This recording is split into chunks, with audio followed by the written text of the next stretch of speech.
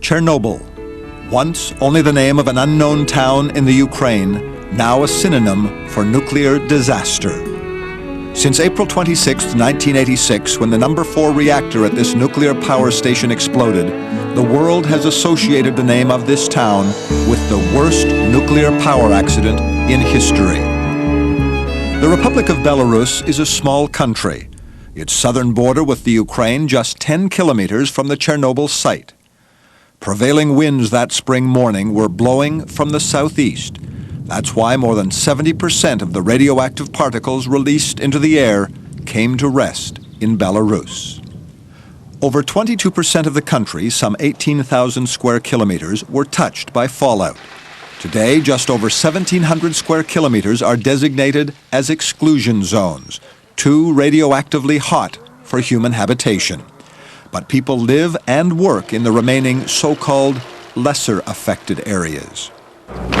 Before the accident, Belarus was a part of the Eastern European region known as the breadbasket of Russia. Rich and fertile soils in the south produced year-round crops that provided staple foods domestically and exports to Russia. Since the accident, some 130,000 people have been removed from their homes and villages in the south and relocated to areas less affected. Displaced farmers, unable to work, struggle to feed their own families. Even those who do have work survive on an average monthly income of about $30 US. Putting that into context, that's barely enough to pay for one fill-up at a Belarus gas station, where world prices prevail. The social impact of the economic collapse has been shattering. Alcoholism, child abandonment, and abuse, crime rates, all on the rise. There are 117 orphanages in Belarus. All are full to overflowing. Many of the children are not orphans in the true sense of the word, but have been either abandoned by their parents or taken from them because of their inability to properly care for them. In most orphanages, barely 10% of the children are actually without parents or family. Even more devastating than the socio-economic crisis, the emergence of a range of serious diseases and chronic conditions that seem directly related to the Chernobyl disaster. An increase in gastrointestinal irregularities, a rise in the number of diagnosed respiratory diseases, and a significantly higher rate of leukemia and heart disease. All of these conditions might have been caused by other factors, but the United Nations maintains the startling increase in the incidence of thyroid cancer in Belarusians is entirely the result of the accident at Chernobyl. Barely 1,500 cases were diagnosed in the 15 years prior to the accident. In the 15 years since, almost 8,000 have been treated. The number of children suffering from thyroid cancer is the most frightening, increasing almost 90 times the pre-accident rate. That has ominous implications for the next generation of Belarusians because the thyroid gland regulates growth and physical development. The Canadian Relief Fund for Chernobyl victims in Belarus was founded in 1989 with the express goal of helping these people salvage their lives.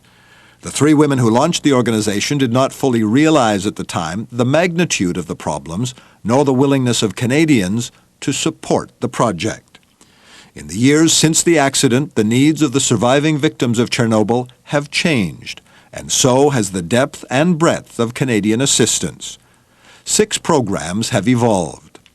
The Thyroid Cancer Center at the Minsk Medical Institute, founded in the years after the disaster, has been selected as the beneficiary of the CRF-CVB Medical Supplies Program. This center treats all patients in Belarus suffering from thyroid cancers. Medical equipment, surgical instruments, medications, and even hospital linens, just some of the items provided to the hospital since the program began.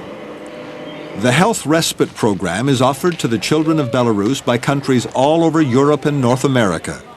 This program is designed to give children a break from their environment and to provide them with a booster shot for their weakened immune systems.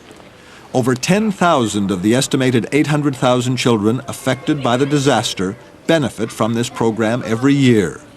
Children regularly arrive looking sickly and gray-complexioned, but within weeks they gain the rosy health of North American youngsters.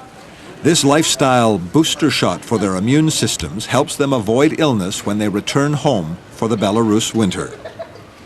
The orphan program also provides children with foreign respite visits, as well as providing much-needed support to the orphanages themselves.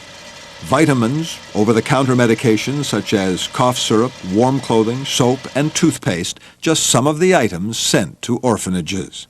The state-run institutions receive the equivalent of $1 US per day per child for operations, clearly not nearly enough to provide all of the children's needs. The Internet program provides a quick and easy method of communicating.